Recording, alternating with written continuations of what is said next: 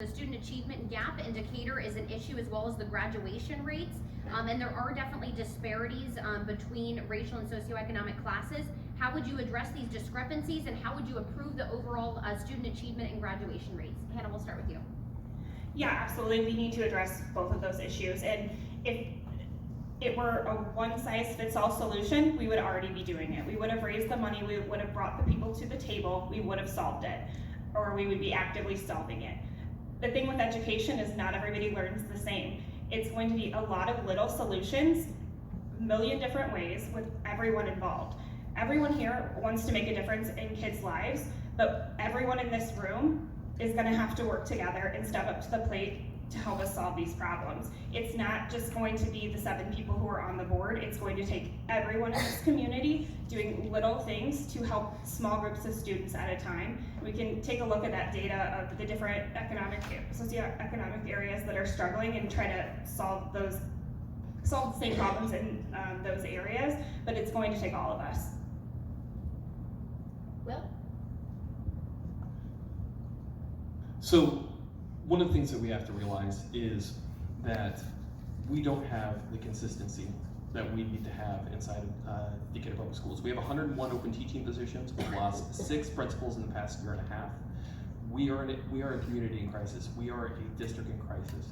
And what we have to do is find that stability, and that starts with the board. It goes back to board governance. We need to make sure that first we right our own ship on the board. And then after that, what we need to do is focus on the strengths of our district. We need to find those strategies that are consistently working, and we need to hear from those at the grassroots, those directly in the classroom. And if we build upon that, we will build a better district, and we will make sure that our children succeed. Thank you. I had a conversation with a couple of teachers over at Stephen Decatur today, and we talked about discipline in the classrooms. And these teachers are telling me that there's probably a 10 to 12% population in the school that is really the disruptive force that's keeping most of our kids from being able to learn. And they said that really having procedures and administrators who have the ability to do the discipline that's necessary to separate the bad apples that are causing the disruptions and are making it so hard for our teachers to teach needs to be instituted. Secondly, I read an interesting article just a couple of days ago. The number of black teachers that we have in our schools is very low, percentage-wise, compared to the number of black children we have in the school. And this article said that especially lower performing students, black students, have a comfort level high that helps them to achieve better if they have a teacher that's a black teacher. So I'm saying in our recruiting, we need to do a better job of recruiting minorities to come in and be teachers in our school.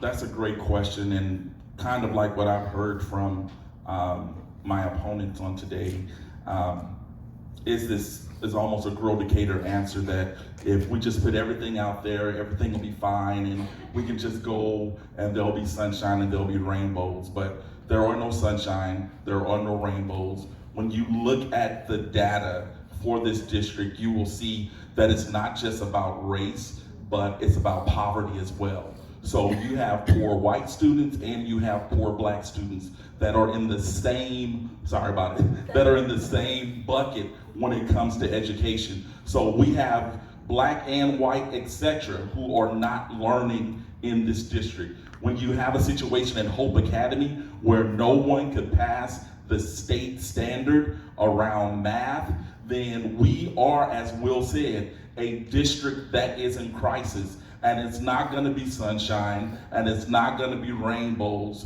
that are going to get us out of the situation it is. It's going to take us coming to board members that will work with the community to strengthen what we already have, as well as put more resources into the classroom. You spoke about not having African American staff or whatever else like that. We had a few black principals here and the district kind of ran them off. So We know we need more accountability when it comes to that and how we treat those that come into the community. I was welcomed into this community with love, and so that's why I'm fighting so hard for education. But it's not just about race. We have poverty that literally cuts across race, and it makes it really difficult for us to address some of those issues. So those are the things that we have to be serious about, not necessarily race, but looking at poverty and working around strengthening our kids that are in poverty.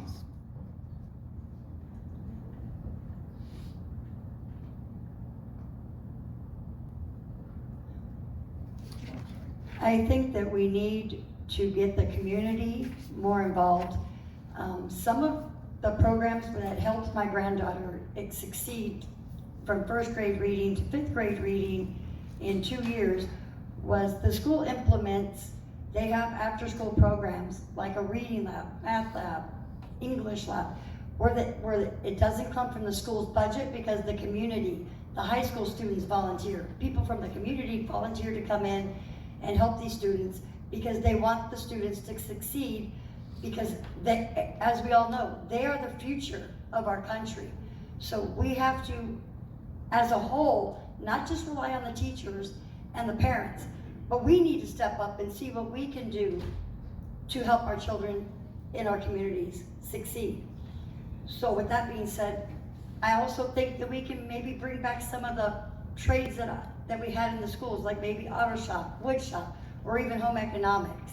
Something that if these kids don't quite feel like they fit the barrier, qualify with everybody else, at least when they graduate, they say, hey, I got this skill, at least I can be a productive person in society. Let me give you a number. 17 school superintendents in my 34-year work career in Decatur, Illinois. That cannot continue. We have to have stable leadership, because stable leadership leads to a functional organization. And when you look top to bottom in our organization, every 2, 3, 4 year change is not effective for our kids. And when we talk about that we want to be kid-centered, that is the beginning of being kid-centered. We also need to work with our community to solve these problems. We have a great example of that right here tonight in Jeffrey Perkins. He's been at this for 20 years. So it can't be somebody who comes in to have a photo op, turns around and takes off. It has to be somebody who's in it for the long run, like Caring Black Men, like our churches. And it's gonna take, as the cliche old saying goes, it's gonna take the entire village, and we're gonna have to work overtime to solve this. I don't think there's any one size fits all, but I think it starts with recognition of the problem and then actively, aggressively dealing with the problem. But we have to acknowledge that, and we have to get some stability in our organization. And part of that comes from the school board being a board. We have one employee, not 1,800 employees. And we have to keep that in mind.